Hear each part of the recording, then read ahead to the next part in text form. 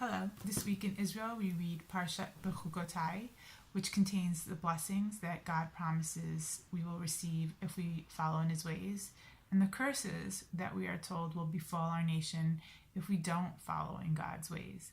Now, the Parsha opens up with these words: Im bechukotai tilechu ve'et mitzvotai tishmoru ve'asitem otam, which my Hebrew English Chumash defines as, if you will follow my decrees and observe my commandments and perform them, which seems quite redundant. However, if we take a closer look, it's saying three different things. And the way that I understand it is this: Im bechukotai tilechu. So a chok is something that we're told is commanded by God that we do not understand. The classic examples are either shatnez, wearing wool and linen together, or the red heifer, the mitzvah of the red heifer. Those are the classic examples of a chok. But I think it's not talking about the classic chukim. Rather, it's when the things commanded by God seem to be a chok, when it seems not to make any sense to us. Telechu, to keep, halicha is to walk, to keep doing them, to keep walking in those ways, to keep moving and doing the things that God has commanded that we don't quite understand at the moment, but that we know that if God commanded them, that they make sense and they have purpose, and to just keep doing it and walking in those ways, even when at the moment it doesn't make sense to us. The et mitzvotai tishmoru, the second one, it says, and the mitzvot are things that we can understand the reasons for. And with that, it uses the word lishmor, to guard. So why is it using the word guard on the mitzvot that we do understand?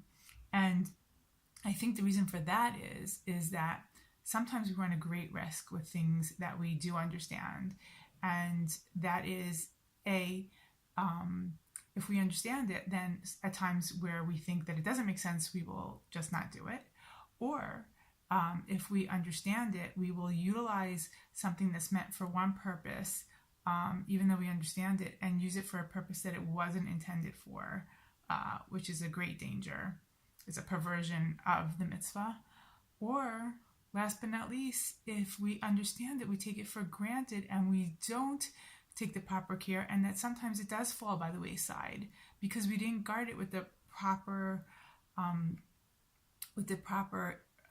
amount of care that it deserves. And then we end off with va'asitem otam, to perform them, but lasot, to make.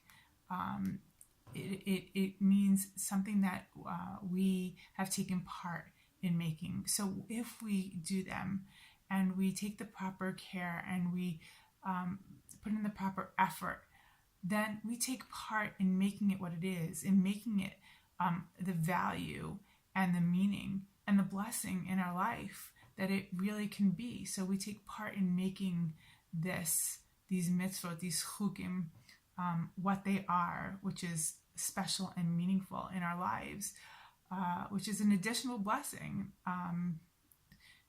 not just the blessings that are followed by God, all the material blessings, but just a blessing in and of itself of having a life that's full with meaning and purpose. And that alone is something wonderful.